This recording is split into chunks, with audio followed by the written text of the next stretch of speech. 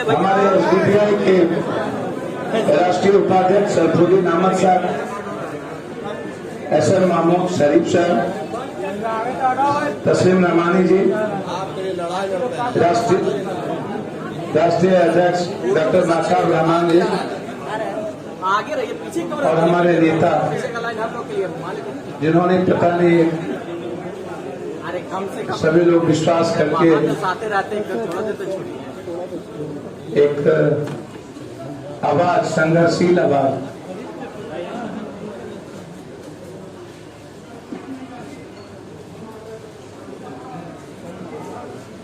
सर्वधर्म संभव के लिए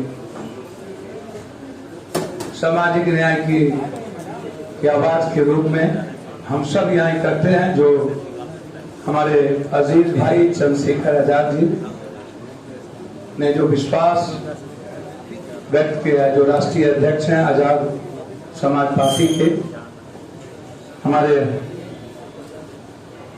महासचिव एसडीपीआई के सरफुद्दीन साहब, बिहार लोक निर्माण दल के राजकुमार चौहान साहब, मथंग जी जो वाम से बीएमपी पार्टी के अध्यक्ष हैं। चार बात आज मैं कहूंगा। ये जो आपने पीडीए प्रोग्रेसिव डेमोक्रेटिक अलायंस,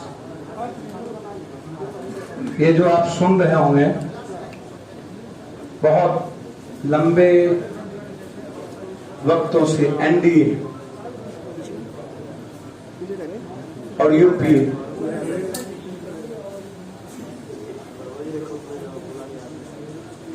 वह दो दल, दो गठबंधन जो सत्ता, सियासत, कुर्सी, नफरत और उन्माद के एक तरफ सांप्रदायिकता है तो दूसरी तरफ जातीयता है। यह जो गठबंधन है यह मानवतावादी गठबंधन, राजनीतिक शास्त्र कम, समाज शास्त्र ज्यादा, सबको ले चलने वाला, कश्मीर से कन्याकुमारी। मैं अपने राज्य में गहरी चिंता इस गठबंधन की जो है कि बिहार को कैसे बचाया जाए। हमारे पार्टी के नेता पूर्व मंत्री डॉक्टर अखलाक अहमद जी भी, हमारे विधायक रामचंद्र बाबू जाट जी, राघवेंद्र कुशवाहा जी, उमेर खान जी, सभी लोग, और हमारे कोच साहब, कोऑर्डिनेटर, हमारे मंच पे तोमर साहब, लंबे समाज के अंतिम वर्गों के लिए काम करने की बड़ी भूमिका है और सभी पार्टियों के यहाँ अध्यक्ष मौजूद हैं। मैं उनका, सभी पार्टियों के अध्यक्ष का अति सम्मान यहाँ पर है और वरिष्ठ नेता यहाँ मौजूद। आप ये मत सोचिएगा कि ये गठबंधन अंतिम है, आपको सामने हो सकता है। हम सब मिलकर एक बड़ा दिल, समुद्र से ज्यादा गहरा और हिमालय से ज्यादा ऊंचा, और हम सब की जो विचारधारा है वो विचारधारा इस पृथ्वी से ज्यादा चौड़ी। हर परिस्थितियों में दो बार इस गठबंधन ने निर्णय लिया और बातें आपको कॉमन मिनिमम प्रोग्राम आपको हम 2 दिन के अंदर, आज था एक गठबंधन जो बार बार यह हो रहा था कि बिहार बदलना चाहती है लेकिन कोई संकल्प के साथ विकल्प नहीं मिलता। विकल्प है एक नहीं, बड़ा विकल्प। हम अब खुद ही अपमानित हो रही है, कांग्रेस की आदत हो गई है अपमान होना। हमने कई बार कहा कि आइए, स्वागत करेंगे। हमने लगातार, नीतीश कुमार जी, आप किसको छोड़ते हैं? आपने उपेंद्र कुशवाहा को लात मार, आप भगवान कुशवाहा को लात मार, आप शकुनी चौधरी को लात मार, आप नागमणि को लात मार। आप कहते तो हैं कि कुशवाहा हमारी बपोती है, कुशवाहा समाज के भीतर क्या नेतृत्व करने की क्षमता नहीं है? क्या उसके भीतर एक लीडरशिप नहीं है? यही हाल महागठबंधन में। आपको उपेंद्र कुशवाहा जी क्यों पसंद नहीं आए? दो मुद्दा था जीतन राम मांझी, उपेंद्र कुशवाहा जी का, कि आप मुख्यमंत्री का चुनाव के बाद विधायक दल के द्वारा करें, और दूसरा था कॉमन मिनिमम प्रोग्राम बनाना। तो आपको दो मुद्दे पर भी जब इतने बड़े अहंकारियों को की आदत नहीं थी, तो आपने एक अच्छे लीडर को आप लात मारे। और ये नीतीश जी वही हैं जिन्होंने जीतन राम मांझी को अकेला पप्पू यादव सपोर्ट के लिए खड़ा था, और ये दोनों भाई मिल करके उनका वध किया था, सम्मुख वध किया। मुझे नहीं जानकारी, जीतन राम मांझी जी मेरे बुजुर्ग हैं, हालात और परिस्थितियां क्या रही मुझको नहीं जानती। अब हमारे जो सबसे बड़े सड़सठ के हीरो थे बिहार में, रामविलास पासवान, मैं उसको पिता के रूप में आदर करता हूं, हमारा पारिवारिक रिश्ता। जब नीतीश कुमार से पूछा गया कि रामविलास जी बीमार है, तो कहते हैं कि मुझको तो जानकारी नहीं। शरद की जानकारी इनको थी, रामविलास जी की जानकारी पीएम को थी, वेंटिलेटर पर थे। इतना अपमान! क्या आप दलितों को हिंदुस्तान में परजीवी समझते हो? 100 में 90 हमारा, तो 90 में 19 दलित नहीं, 90 में 21 अत्यंत पिछड़ा नहीं। क्या 90 में सिर्फ कुर्मी और यादव, कुशवाहा नहीं, दलित नहीं, अत्यंत पिछड़ा नहीं? आप सबको ले चलो ना, ऊंची जात के लोग नहीं, सब हैं। हम पहला आदमी थे जिसमें लालू जी को कहे थे कि रघुवंश बाबू को मुख्यमंत्री बनाओ, सिंगल आदमी। तब तो सबसे ज्यादा गाली नीतीश कुमार ने दिया था ब्रह्म बाबा का कि रघुवंश बाबू। आज उनको कभी ऐश्वर्या, कभी सुशांत, कभी भारत के संविधान को गला घोटने वाला हरिवंश, तो कभी जिसका अपमान किया रघुवंश बाबू याद आ। इनके पास कोई मुद्दा नहीं। आप लगातार अपमान कर रहे हैं और मैं लगातार स्वागत करने के लिए बैठा हूं। ये बिहार की स्वाभाविक ताकत बनी है, और ये बिहार के लिए आए हैं, न कि अपनी पार्टी के। बिहार कैसे बचेगा, ये गंभीर चिंता मंच पर बैठे नेताओं की।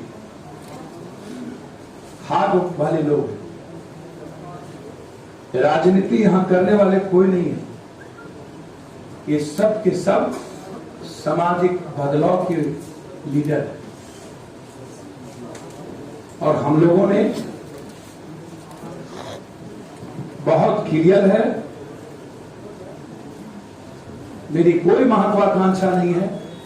हम स्वागत करेंगे उपेंद्र कुशवाहा जी का, चिराग पासवान जी का, सब लोग आए, और हम स्वागत करेंगे कांग्रेस का। ये हमारा जो गठबंधन है, जब बिहार बचाना चाहता है तो स्वागत में कोई दिक्कत नहीं होगी। पूरा का पूरा रास्ता क्लियर है। कोई सत्ता की लड़ाई एनडीए और यूपीए के क्लियर नहीं है। नीतीश आज यदि पैर पकड़ रहे हैं किसी का, तो सिर्फ अपनी कुर्सी के लिए। यदि नीतीश को हैसियत होती तो अकेले लड़के दिखाते। और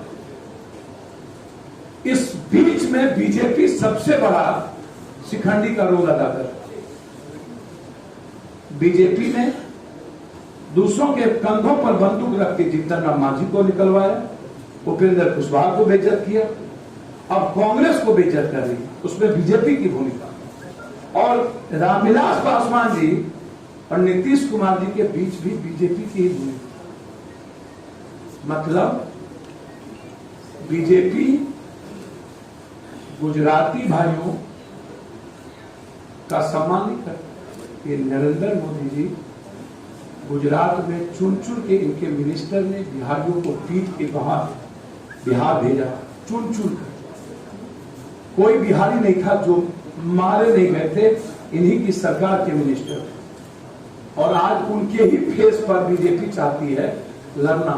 मतलब बिहारी कोई फेस नहीं होगा, गुजरात का फेस होगा। बिहारी और बिहार का बेटा ही बिहार का नेतृत्व करेगा।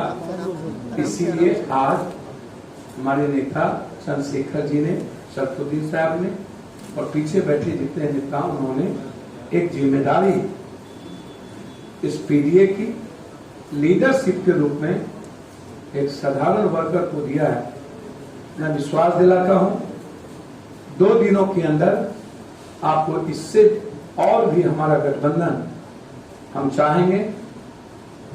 जसवंत सिन्हा साहब से भी हम कहा कि सब लोग आए, बिहार बचाना चाहते हैं तो हम सबके साथ। और जो मेरे गठबंधन की राय होगी बिहार के हित में वो काम करेंगे। हम स्वागत करते हैं कि अब महाभारत का जगत फूक चुका है। 30 साल का महापाप और कुकर्म बिहारियों को आत्महत्या करने पर मजबूर करने वाला 2 गठबंधन 1,44,000 यूथ आत्महत्या किया है, जिसमें सबसे अत्यधिक बिहार है। और इस पर कोई चर्चा बहस भारत सरकार के इंडेक्स पर है, कोई चर्चा नहीं है। इसीलिए अब पहले बिहार और बिहारी फिर कुछ होगा। इस निर्णय के साथ मैं आपका स्वागत करता हूं। ये गठबंधन स्वाभाविक गठबंधन है और यही संकल्प के साथ विकल्प है। ये कोई तीसरा मोर्चा नहीं होगा और इसमें सभी लोग आएंगे। फिर आपको 2 दिनों के बाद एक व्यापक हम लड़ेंगे लीडरशिप के रूप। याद रखिए, हमारा चेहरा होगा इस गठबंधन और वो आपको 2-3 दिनों के अंदर पता चलेगा। बस आज इतना ही। बहुत बहुत धन्यवाद। नमस्ते। आप सबको कुछ पूछना, आप सब पूछ सकते हैं। 1 मिनट, एक एक करके सर एक एक करके।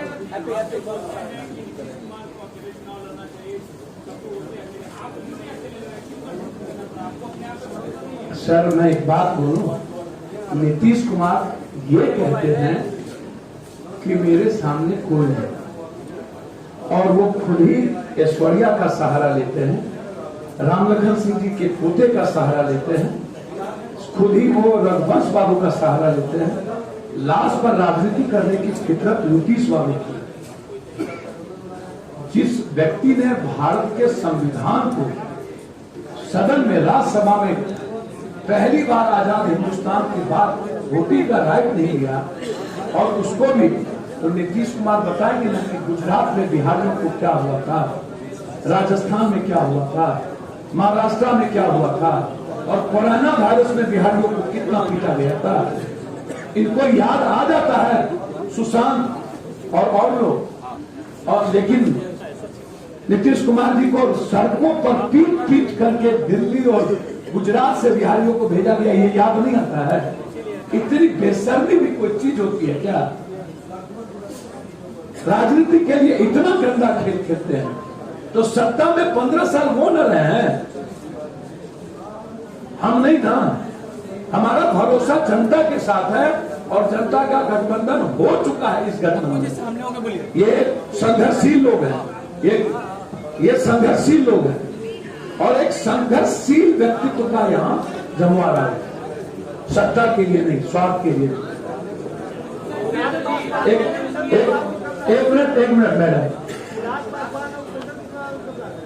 आप यही प्रश्न स्वयं क्वेश्चन हम ला नहीं रहे हैं। सबसे बातचीत होगी और होगी, और भी बड़ा गठबंधन है।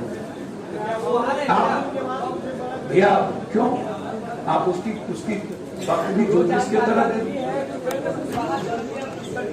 सर उपेंद्र जी हमारे अच्छे लीडर हैं, भाई हैं, और मैंने उनको कहा है उपेंद्र जी, नीतीश कुमार जी बहुत ही समझते हैं हर चीजों को, और यूपीए आइए उपेंद्र जी के साथ हमारा पूरा गठबंधन खड़ा है।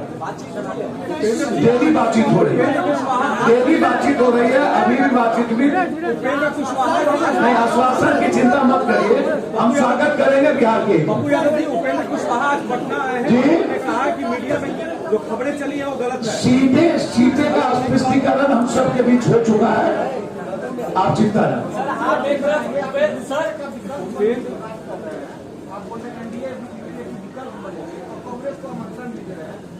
तो कांग्रेस को आमंत्रण दे रहे हैं कि जो अपने को यूपीए कह रहा है और बेइज्जत कर रहा है, तो मैंने यह कहा कि कांग्रेस आगे और बेइज्जत नहीं होना चाहिए। तो मेरा दिल उनके लिए भी बड़ा है। मैं ये बोला ना आपको, काहे का किंग मेकर भैया, मैं तो बिहार का सबसे बड़ा सेवक हूँ। अब पॉजिटिव लोगों से मिलते मिलते मर नहीं रहा हूँ, इसी की चिंता है मुझे। यदि जो मरने से ना घबराए उसको किंग मेकर का है। किंग मेकर पे यहाँ बैठे हैं लोग, पप्पू यादव जैसे वर्कर को किंग मेकर क्यों बनाते हो भैया?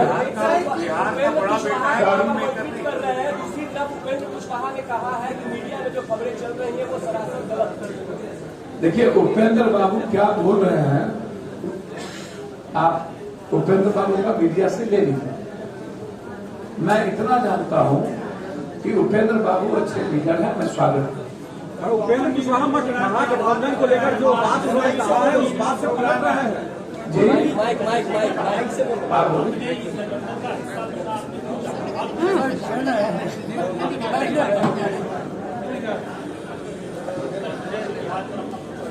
देखिए,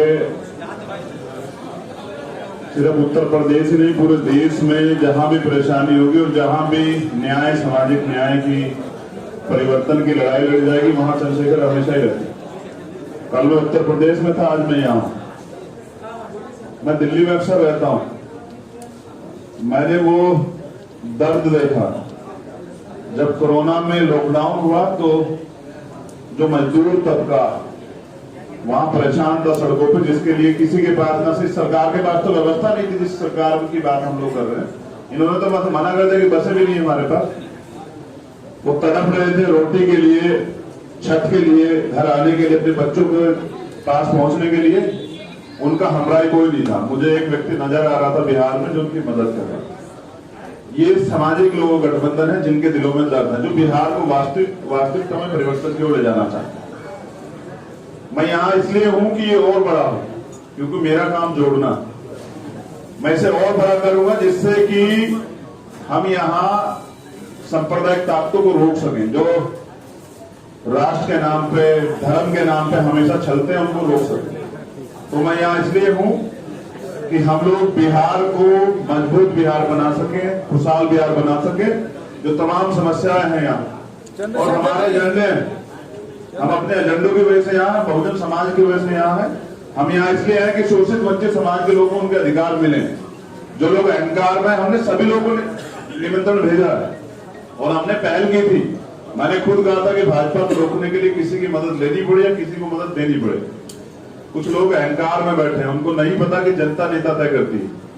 जनता वो होता है, आज का समाज नेता उसे मानता है जो उनके बीच में रहता है, जिनसे वो किसी भी समय मिल सके, जिसे अपना दुख दर्द कह सके।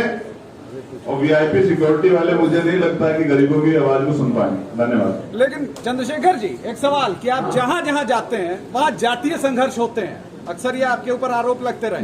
आर भारत जी, मेरा आग्रह है, उनको दीजिए, उनको बोलने दीजिए। देखिए, मैं वहां जाता हूं जहां जाति के नाम से हमारे लोगों पर अत्याचार किया जाता। मैं कल गया था हाथरस। आप बयां कर पाएंगे, आर भारत ने तो नहीं दिखाया। एक बच्चे की जीभ काट ली गई, उसका रेप हुआ, उसके दोनों हाथ पैर तोड़ दी गए, उसकी रीढ़ की हड्डी फ्रैक्चर कर दी गई। वो 14 दिन से हॉस्पिटल में है, न किसी महिला आयोग ने संज्ञान लिया।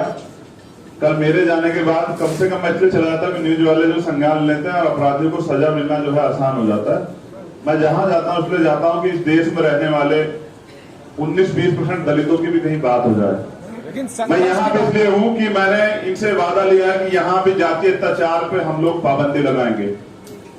मेरी सबसे पहली मांग ये है कि अगर यहाँ किसी भी अत्याचार तो किसी पे भी नहीं होना चाहिए। अगर जिस वर्ग से मैं आता हूँ दलित समाज, किसी जाति पे अत्याचार होगा, किसी मुसलमान पे, बैकवर्ड किसी भाई पे, किसी महिला पे अत्याचार होगा, तो हम लोग एसी के कमरों में नहीं सोएंगे, सड़क पे निकल के जवाब देंगे। अगर हम लोग सत्ता में होंगे तो ऐसा दिन नहीं आएगा। धन्यवाद। सवाल ये है कि एनडीए हो चाहे महागठबंधन हो, दोनों जगह सीट शेयरिंग को लेकर विवाद चल रहा है। सर पीडीए में क्या है सीट शेयरिंग का? सर क्योंकि 2 दिन बचे हुए हैं, कोई आप चिंता ना करिए।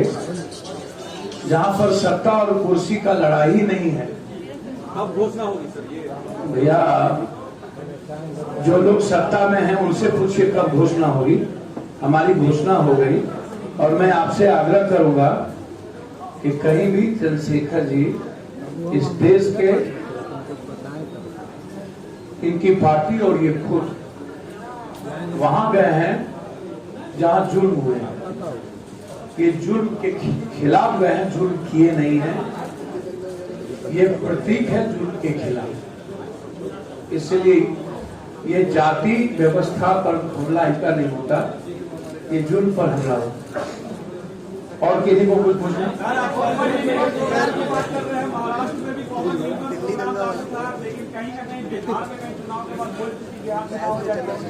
सर कॉमन मिनिमम प्रोग्राम पर अक्षरशः पहले ही मैंने कहा है कि मेरा एक मैनिफेस्टो हिंदुस्तान के इतिहास में 30 साल बनाम 3 साल प्रतिज्ञा पत्र, शपथ पत्र के साथ आया हो। अब पीडीए का एक कॉमन मिनिमम प्रोग्राम होगा। जैसे इन्होंने कहा कि कोई जुर्म होगा तो हम सड़कों पर होंगे, सत्ता में आएंगे तो नहीं होगा। तो यही कॉमन मिनिमम प्रोग्राम है, यही बिंदु होता है। सभी का आ चुका है, सब आ चुका है।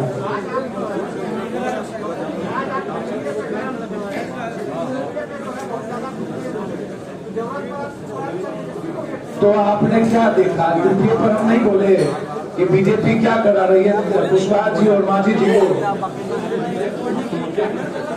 भैया राजद एक अच्छा नेतृत्व के साथ आता है तो क्या दिक्कत है हमको? कहाँ हम किसी से अपमानित होते हैं? आप चिंता न करिए। एक मिनट आप रुक जाए, 1 मिनट पंजाब केसरी जी, 1 मिनट रुक, आप सोचिए।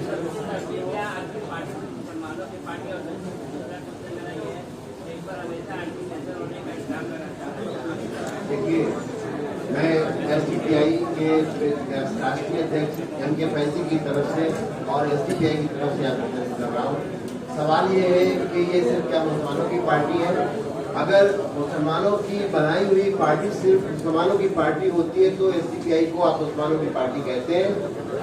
मुसलमानों की लीडरशिप से कोई पार्टी नहीं होती, वरना सिर्फ लालू प्रसाद यादव की पार्टी होती। हमारे लीडर यहाँ पर बैठे हुए हैं, जो हमने चुना हुआ है कि ये पप्पू यादव साहब हमारे लीडर होंगे। तो अगर मुसलमानों की पार्टी है तो भी हम कम कर रहे हैं। उस शिनाख्त में जो सबकी पार्टियां, यहाँ चंद्रशेखर साहब बैठे हुए हैं, यहाँ पे माधव साहब हमारे साथ हैं, और ये शुरुआत है एक ऐसे मूवमेंट की जो बिहार बचाओ से शुरू होगा और देश बचाओ तक जाएगा। क्योंकि बिहार में हमने जो मजबूर वोटर देखा है उसको हम आजाद और विस्तारवान करना चाहते हैं, इसलिए हम इसमें आए हैं। और हम देशभक्त हैं तो इस बात के लिए हमें कोई भी बताने की जरूरत नहीं है, क्योंकि हम संघर्ष की पार्टी है। और कमजोरों को और उन लोगों को जिनको इंसाफ नहीं मिल रहा, जो दलित भी है, बैकवर्ड भी है, कमजोर सारे तबकात हैं, उनके लिए लड़ाई लड़ रहे हैं। तो जो हमारे ऊपर इल्जाम लगे कि हम देशद्रोही हैं, तो लगाने दीजिए, हम अपना काम करते रहेंगे। और हम इसी तरह से गठबंधन बना के लोगों को के साथ, जो आज ये पार्टी, ये जो गठबंधन है, इसमें किसी तरह का भी कोई आइडियोलॉजिकल डिफरेंस नहीं है। एक तरह से सोचने वाले लोग एक साथ आए हैं जो किसी दूसरे गठबंधन में नहीं है, इसलिए ये गठबंधन बहुत दूर जाएगा। आज को लॉन्चिंग इवेंट है इसकी, ये जाता चला जाएगा और बढ़ता जाएगा, आप देखेंगे। सबसे बड़ी बात मैं आपको बता दूं, एसडीपीआई के साथ समझौता बीएसपी का कर्नाटक में, जेडीएस का देवगौड़ा जी का कर्नाटक में, केरल कांग्रेस बेंगलोर में, एआईडीएमके तमिलनाडु में और सपा का केरल में, इनका गठबंधन है और न्यायतः संविधान बचाने